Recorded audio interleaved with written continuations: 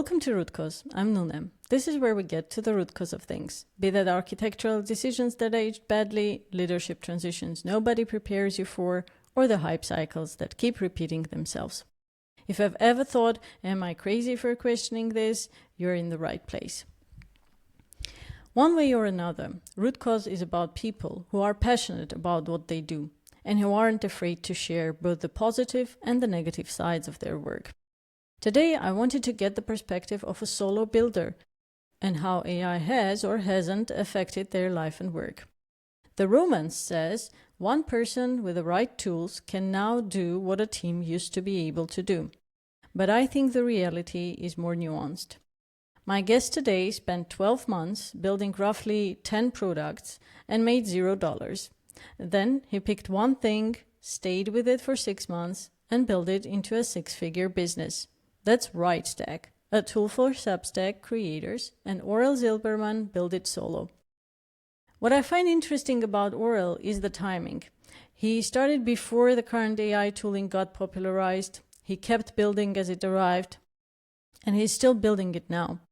So he has lived the 3 different versions of solo building in 3 years, which makes him a good person to ask what's actually changed for one-person companies and what hasn't, no matter how loud the noise gets. Let's root causes. Orel, happy you are here and welcome to Root Cause. Thank you for having me. Happy to be here.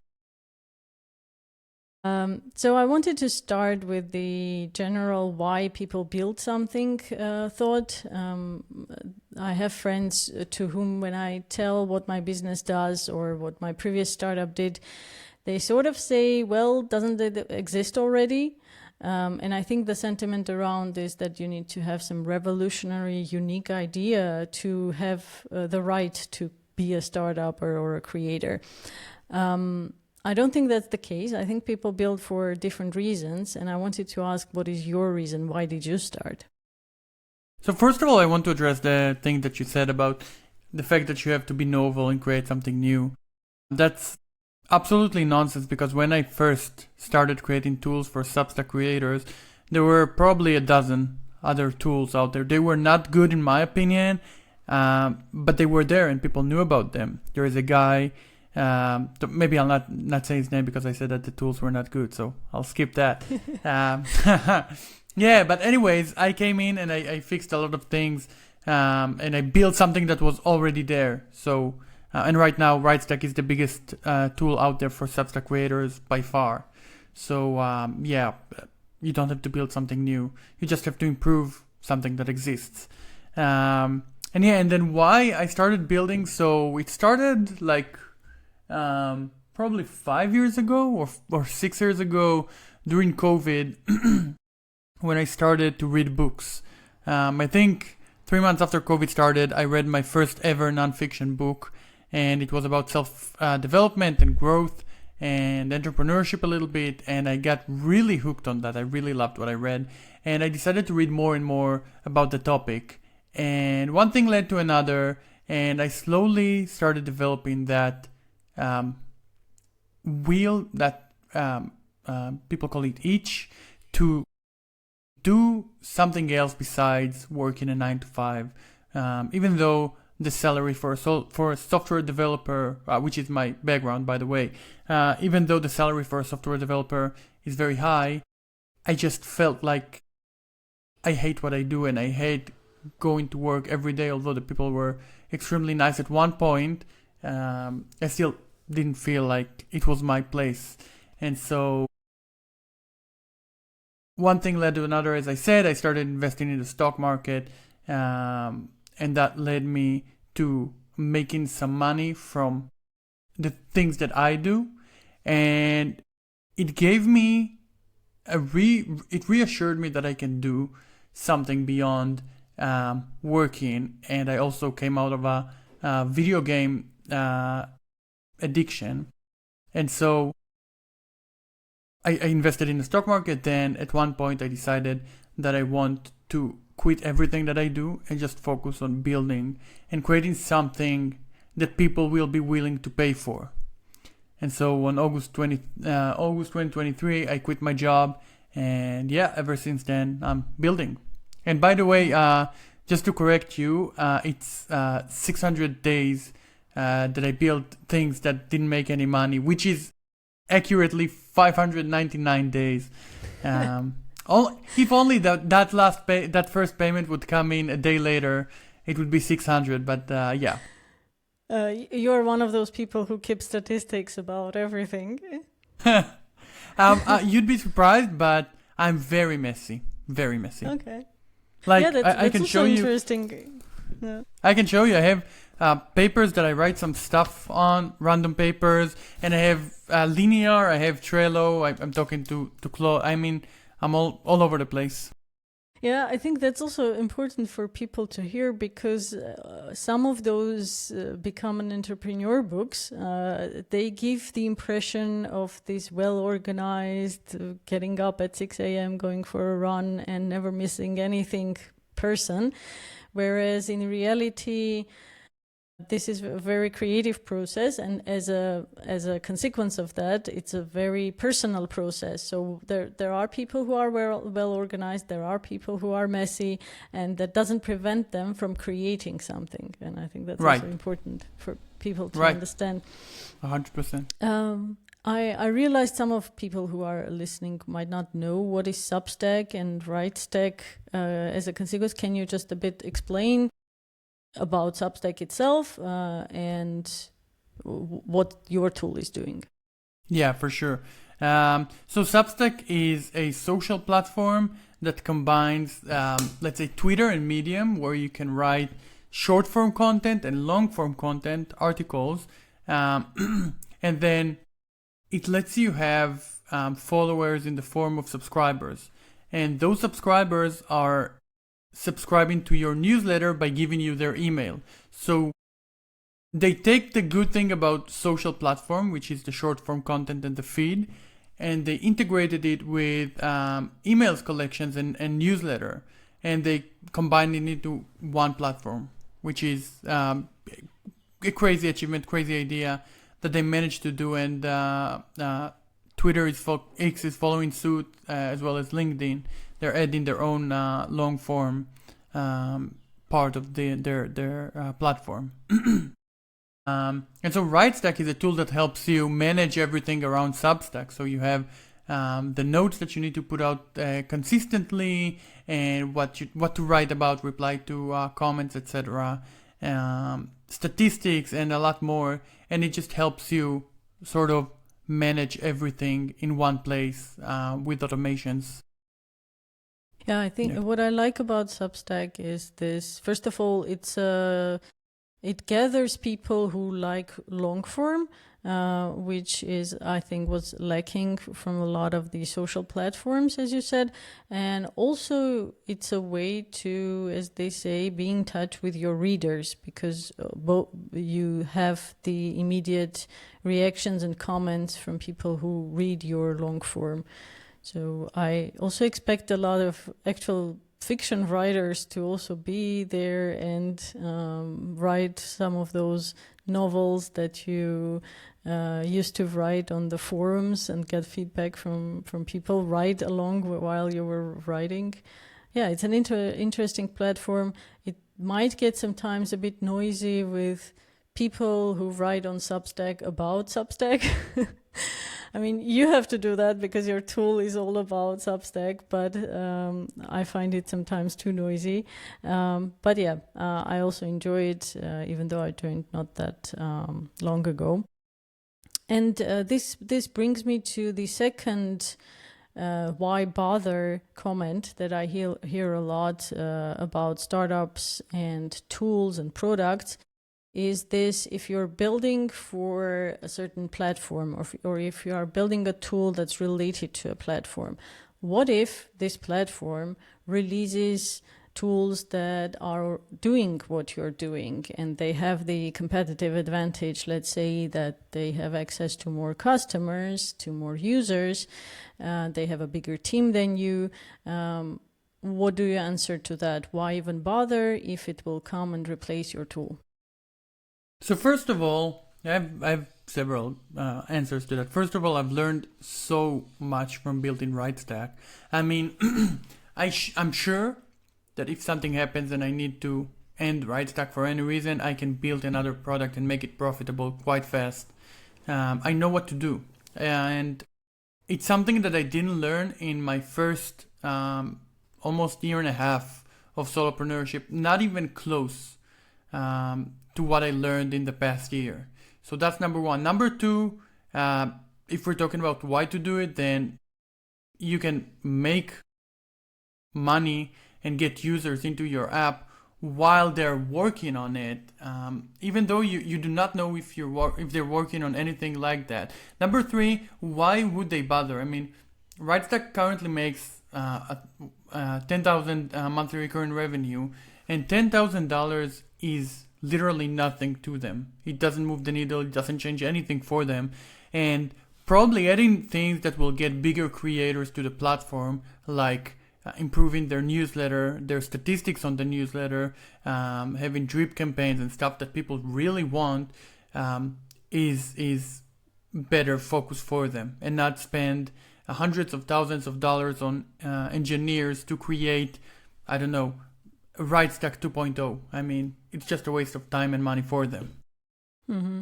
Mm-hmm. And even if they do, you will probably enjoy the journey, you will learn a lot, and you will grow from it. So why not use even if it's a year? Let's say that in a year they'll build everything that you have and shut you down. All right, now, or you know what? Not even build everything that you have, just shut you down. They'll say, okay, we don't want third-party tools, get out, and then I'm done. I still had plenty of time to learn, to figure out what works and what doesn't, how to move on if I need to create something new, and I made money along the way. So, yeah. Only benefits. Yeah. I think it's very powerful feeling once you build something and it works and it brings you good feedback, because then you are empowered to feel like you can build more. It's similar to what you said, that you were feeling miserable in your 9-to-5 job. I think it's partially because you also understood that, fine, I can make money with 9-to-5 job. I can force myself to find another position, work there. This is already in the realm of my possibilities. Why not reach out to something new, to challenge myself, to try it out, and also not be miserable while I'm doing it.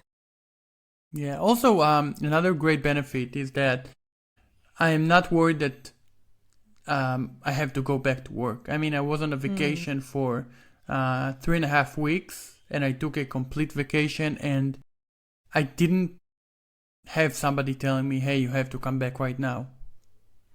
And it's a liberating feeling. Yeah, indeed.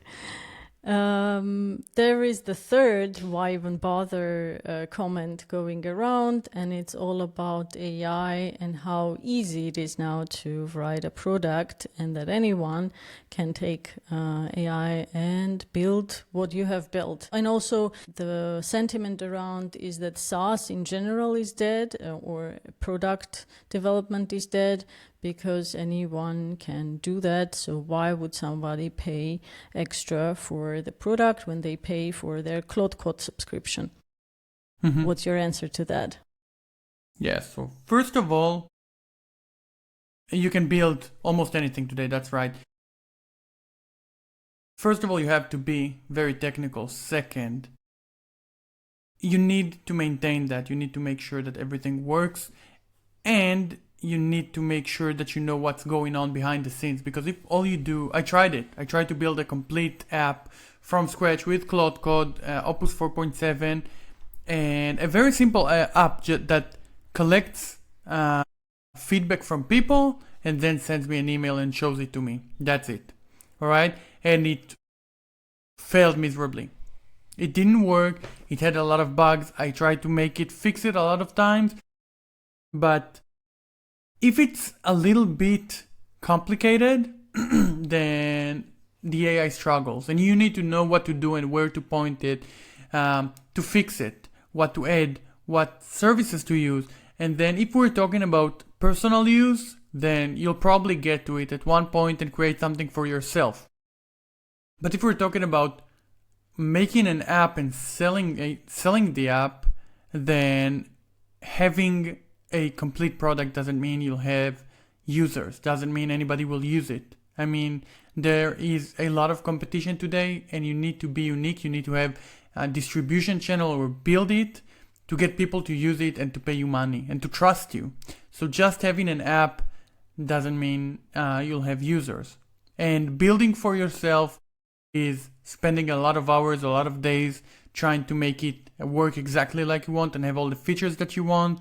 And yeah, people prefer to pay someone who built it and who adds features and maintains it a few bucks a month and save these hours to do something more valuable to them. I mean, you can either spend, let's say, a week building your perfect app for that specific use case, right?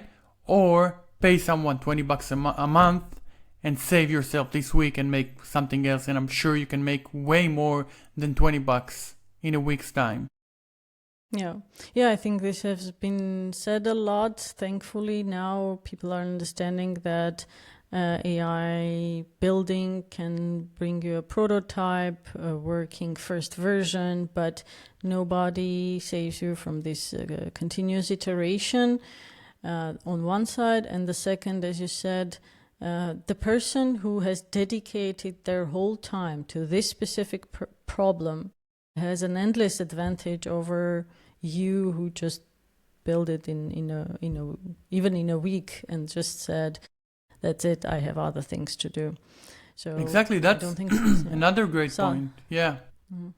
Yeah, another SaaS great is not point dead. because no, so like I invested the last year and a half into learning Substack, into knowing what's working, what doesn't, what people need, what any creator needs, and I'm still improving and iterating. And so people came to me, hey, I can build a scheduler for myself now. And I'm like, okay, you can do it. How long will it take you? Then you have, I just gave them a few technical stuff, like how would you import notes? How would you create a bunch of them and schedule a bunch of them? Just about the scheduler, I'm not talking about all the other features that WriteStack has. And so, yeah, you can build something very, very simple, but in order to make it really good for you and not waste your time, then you need to spend a lot of time. Yeah, plus after you build it for yourself, the second stage for any person who's building a product is now make it work for thousands of users, which is a whole other story, and I think you are dealing with it now. Yeah. And I don't think that AI can replicate WriteStack as it is, because I have like probably 10 different projects that each one does something else for WriteStack. One of them gets the data, one of them reminds the users about certain things. And I have a lot of infrastructure that's included in AWS, in Google. So yeah, it's a lot of things beyond just having a code that's running. Mm-hmm. And you mentioned those 599 days of not having any income. Before WriteStack, you tried other things, and I've read somewhere that you said what made WriteStack success is that you stuck with that one thing. I think people often hear this, stick with it, and then you'll get successful. But the problem most of the time is not the patience to stick with it, but to choose what to stick with, because it is a lot of unknown. You don't know if it will work, and it's hard to believe this promise that, if I do this long enough, one day it will pay off. So what's your recommendation? How do you know this thing that you are doing is worth sticking with?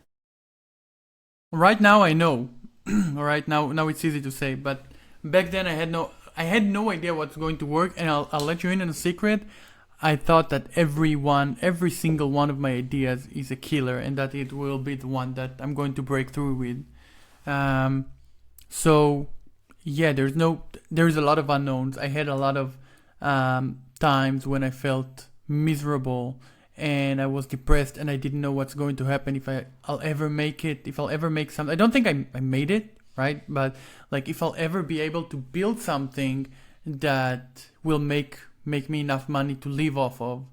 And yeah, it's hard. It's definitely hard. And the way that I kept myself going is, first I read books, a lot of books, and in every book that talks about entrepreneurship and self-growth, they all say that it takes time, and that although people say, yeah, 98% of all people never make it and they just, I don't know, fail, whatever, 50% of the businesses close after this and that, whatever, it doesn't mean you can do it. And even if you fail, that's 100% okay, because then you learn from it, hopefully, and move on to the next idea and keep learning until you get something working.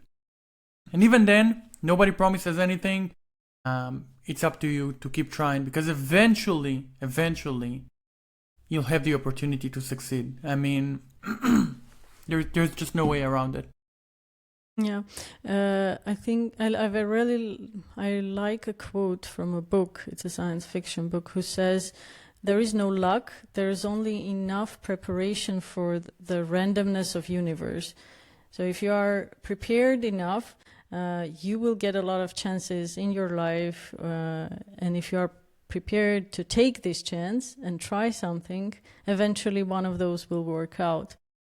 But if we try to get a bit practical, all of those, as you thought, genius ideas that didn't work out, when was the point that you said, this is not working, I should switch my focus to something else? Can you draw a pattern, or was it every one of them was unique? So I'll reply to that, and then I wanted to share a funny story about the thing that you said before and how accurate it is. So before WriteStack, every idea that I had, I gave it like probably a week or 2 or 3 at most, and if I didn't see any traction, I just dropped it. And that was my number one mistake, that I didn't stick to one product for long enough to even start marketing it and talking to people about it and getting feedback and improving it, right? Nothing.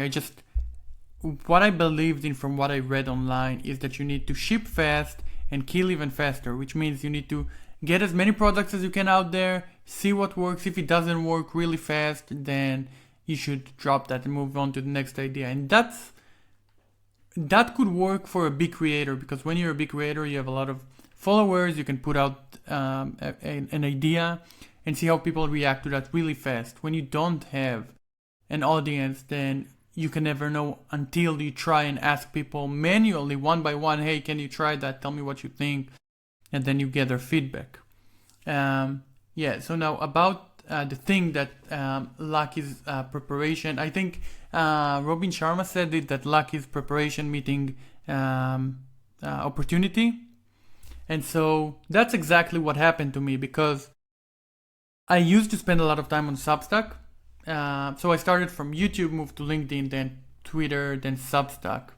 And then one day I just casually, I was trying to be consistent on Twitter, X, and I didn't really manage. But one day I just opened the app, and then I saw a tweet from Thibaut, the founder of Taplio, Tweet Hunter, SuperX, Revit, whatever. He has a lot of products, that is looking for a co-founder to build an app, right? And that app was a Tweet Hunter competitor. So Tweet Hunter is essentially WriteStack for Twitter. And so he wanted to build a competitor for Tweet Hunter, and his previous partner, co-founder, it didn't work out between them. So he looked for a new co-founder, and then I said, hey, this could be a great opportunity for me to get myself out there, to get people to know me, to build something, to make money. And so I sent him a message, and then I sent him another one, and then I sent him a video, and then I sent him another video until he replied to me. And then we started talking, and he gave me, I think it was 2 weeks to add something to one of his apps. So he had that Tweet Hunter competitor called SuperX already built, but it was not built as he wanted it. And so he told me, hey, here's the code, here's the data, I want you to add this feature to it. And then I had to learn so many new technologies that I didn't know back then, that I did it and I learned them, and then I sent him the the code, etc. Eventually, I didn't get to work with him, but doing these things and learning about these technologies made me understand that it can be transferred into Substack. And then what I learned from that Tweet Hunter a competitor, SuperX, I can transfer all the knowledge that I got from it to Substack. And then that opportunity that I took really helped me. That's what got me into building WriteStack. Yeah, so if you wouldn't have taken that failed, as somebody would call it, step, it wouldn't bring you to the idea. It wouldn't give you the enough knowledge to start it. So exactly. Once you decide to give yourself some time for experimentation, also give yourself some time to fail, because it's not a failure, it's just a learning cycle. And if you grab to enough of those opportunities, one of them works out. Exactly. And you need to take those opportunities.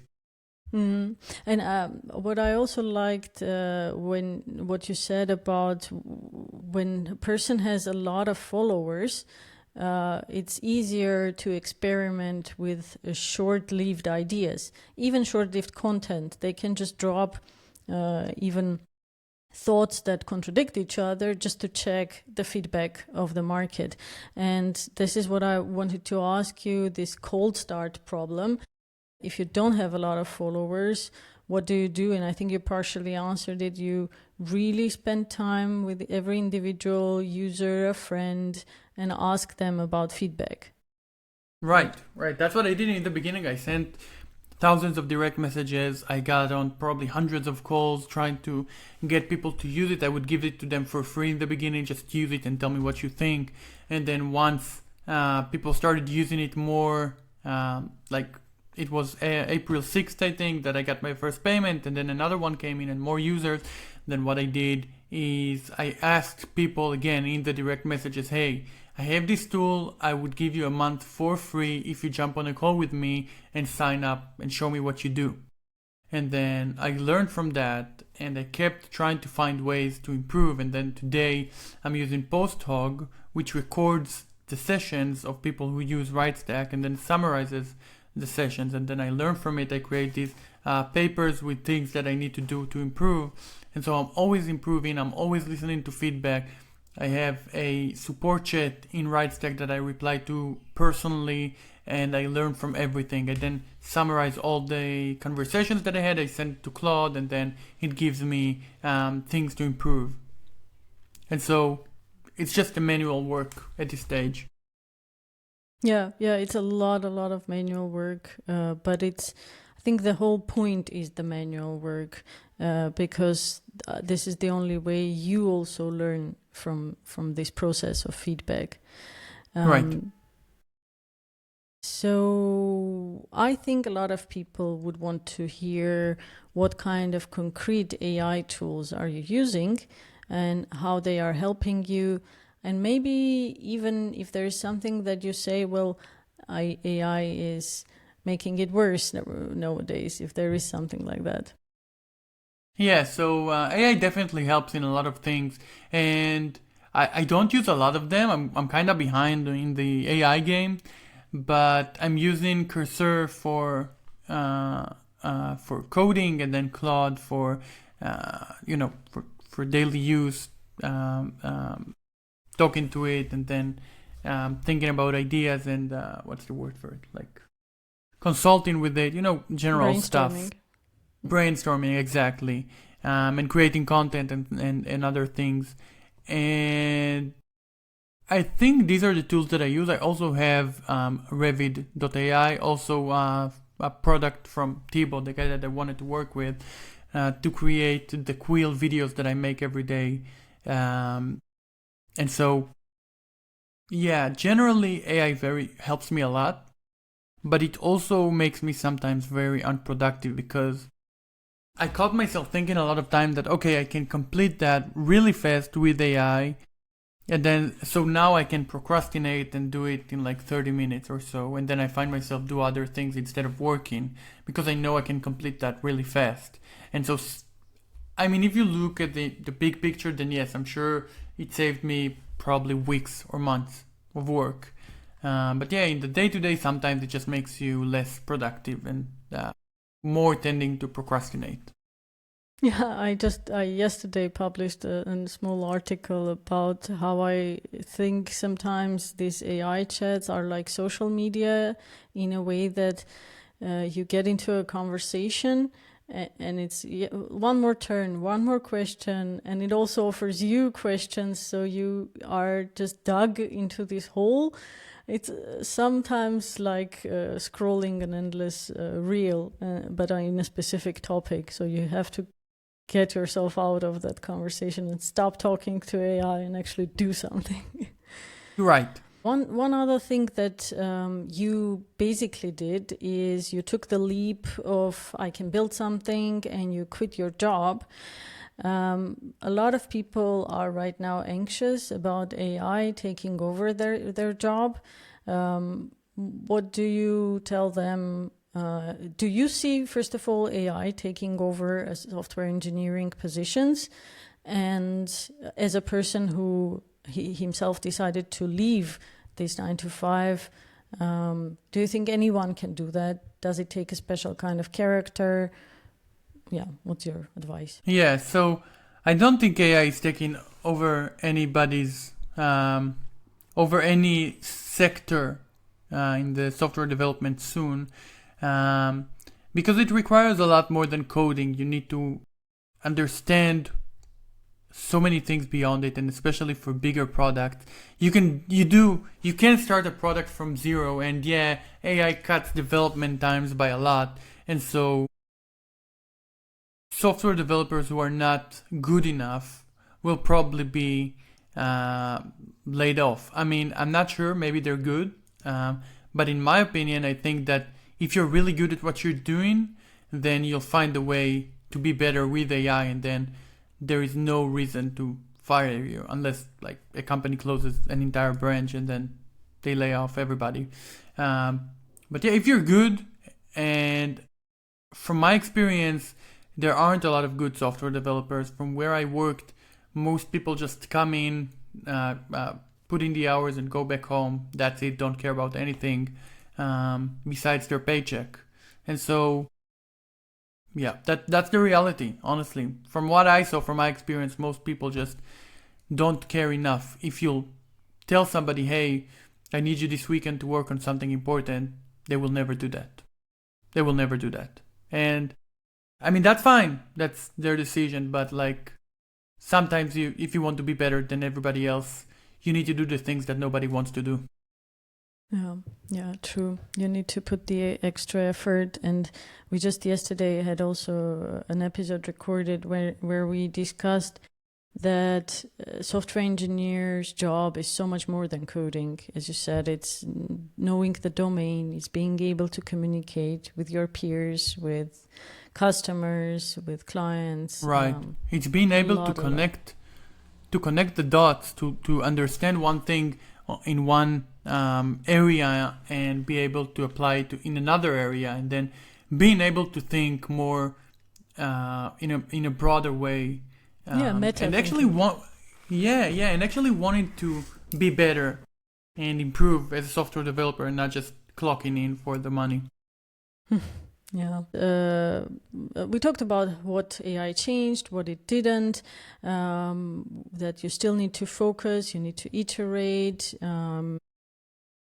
Anything else you could advise to a person who has an idea and is unsure whether they should try it or not, unsure whether anybody would use it or not? What do you advise to them? So this is my number one advice, honestly, and it's to give yourself a few months that you decide to focus on that one thing. You'll obviously build it in a few days. You'll have it ready, the first MVP, and then you'll need to get people to use it. And when you have a lot of time that you set aside for that product, after you're done building it, you'll start thinking, okay, what do I need to do next? How do I improve? And then what I did personally, I took 5 books that I really love about marketing, and I told myself that I'm going to read them in repeat until I make my first $1. And it took me 4 months that I reread them time and time again, all these books, which are 3 books by Russell Brunson and 2 books by Alex Hormozy, that I kept rereading. And when I had that dead time after I finished building the first MVP, I started looking for things to do, and my brain was starting to look for things to do. And as I read, I got a few points that I started implementing, whereas if I read them before, I wouldn't try to implement them because it wasn't the right time for me to get that knowledge. Right? So yeah, when you're in the state of mind of doing something, and then you read something that's related to it, then it's much more effective than just reading about it and then later trying to recall it or something. Yeah, that is very true. I think when you read those books, it makes you think in a certain way, but reading them while you do things, and it clicks in a whole different way. And I think a lot of those books are written by people who actually tried it and who wrote it during this trying period. So that's why they click in the process itself. Right. You're doing it, and then suddenly that guy or that writer says, "Hey," and then you'll hit that point, and you'll need to do this, and then, "Hey, I'm right here. He's right. Let's try this." Yeah. I really like the quote by Christina Koch. She was one of the crew members who flew around the moon in the last flight, and she said, "Find what you can do the slowest for the longest and still absolutely love it, and go in that direction." Because I think sticking to one thing and doing it slowly and doing it every day, this is what you need to find. Not just something that excites you right now and then it's gone, but something you can stick with. I think it's less about, in my opinion at least, it's less about the thing and it's more about the goal that you want. Because I had so many points, like probably dozens or hundreds of points where I felt like I've had enough and it sucks and I really want to stop. And what kept me going was me just being stubborn and knowing that if I'll push through it, and I'll be better than anybody else. And like I'm like a kid in that sense. I want to be I want to do the opposite of what people think. I always try to be annoying that way, and so I knew that if I'll keep pushing, eventually I'll get to my point, and I need to do better where most people would break. So for example, when I used to go on a stationary bike session with a lot of people, forget the name of it, never mind. And then when people were at the hardest point, when people I saw around me that people were suffering and barely pedaling, that's when I felt like I need to be better. I can't let it break me where it breaks others. And that mindset honestly came from reading David Goggins like 3 times and listening to his audiobook. Really inspired me to be better when others are struggling. Mm-hmm. Yeah, to go the extra mile, as they say. You already mentioned a lot of books. I'm a big bookworm too. Do you have more recommendations? For sure. Yeah, I don't have my phone, but I have an app that my friend built like 5 years ago or 6 years ago that we're still using, and I have there all the books with favorites. So the latest one that I read is The Obstacle is the Way. Do you know that one from Ryan Holiday? Yeah. Yeah, I loved it. Absolutely loved it. Storyworthy. Also, talking about storytelling, it's a very interesting book. I mean, if you're into storytelling even a little bit, it's crazy good. I loved it. The Wealth Money Can't Buy from Robin Sharma is great. And yeah, I have like 235 books that I read here. So yeah, you will send me a list.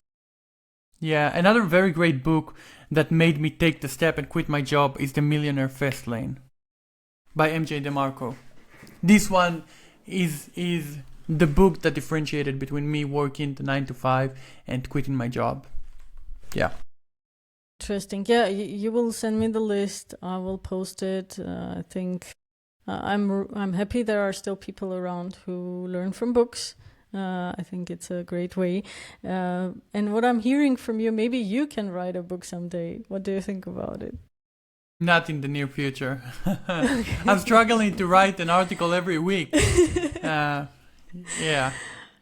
Yeah. Anyways, I think people. What I also like, and I want to tell this the audience, is that you are sort of documenting your journey. You have the newsletter, Indiepreneur, right? Where you write down these things, which will hopefully help someone avoid some mistakes or be more courageous where they are worried. All right, there is a tradition that every guest leaves a question for the next one. And in the previous episode, she asked, if you had to start your career or learning journey and had to pick your major right now, would it be different from what you had? And if yes, what and why? I think we didn't talk about education. What's your take about learning computer science now in the age of AI? Is it still valid? And would you do it or would you take something else? All right. So I'm just writing my question as well. All right. So to answer her question, I don't think I would change my major. I have a software development, how is it called? BSc, whatever it's called, like a diploma, whatever. Mm-hmm. Bachelor's of Science. Bachelor's, yeah, exactly. No. So it's Bachelor of Engineer, something like that. Mm-hmm. Anyway, I don't care about that. So I wouldn't change it because even though you can do stuff with AI, like I said, AI is not taking the entire sector, not just yet, not anytime, not anywhere in the near future. I mean, so many people predicted, great minds like Jensen Huang, the CEO of NVIDIA. He said that AI is going to take over the software development jobs, as well as I think it was the CEO of Anthropic from Claude, and he recently said that he was wrong about it and it will not actually happen. And so exactly. Yeah. So I wouldn't change my major and I would do exactly what I did. Mm-hmm. Yeah, a lot of them are taking back. Sam Altman took back his words. Dario Amodei from Anthropic, he also took back a lot of what he said about replacing engineers. Whether that is political, economical, or reality is a bigger question. But a lot of people who are hands-on in IT, and I talk to them, they are all saying the same. There is no replacing you. It's still the same job with different tool set. Yeah, and maybe that's off the point, but it's just interesting that the media makes it look so much worse than what it is all the time. Because let's say, for example, let's take Wix that are laying off, like I will say about Meta as well, but Wix are laying off thousands of software developers and employees generally, and that's because the competition is so strong that they're losing ground. And so it doesn't make sense for them to hold as many developers as they had before. I'm sure that AI had its impact as well, but it's not only AI, but people make it look like AI is completely killing the market. And also for companies like Meta and Microsoft and Amazon or whoever else is laying off people, all these companies during COVID hired so many software developers. I remember these times, finding a job was as easy as finding a job at any other job that you'd want. Industry. Being in the supermarket. Yeah. Working in a supermarket was, finding a job there was as easy as finding a software developer job. I mean, everybody could be anywhere, and so they overhired they overstaffed, and now they're reducing the staff. Yeah. And like I said, obviously AI had its impact, but there are a lot more things that impact in their decision. So, yeah. It's easy to blame it's AI and say it's exactly. all AI. It's because that's what people want to read, and it makes them feel something, and they want to consume more of that content and see that AI is killing the industry, and so it's interesting. And yeah. What would be your question to the next guest? So my question to the next guest would be, what is the one thing that you would tell yourself in the beginning of your journey that you know now, that you didn't know then? Okay. What would be your answer in your case? My answer? Pick one idea, focus on it, and give it at least 6 months.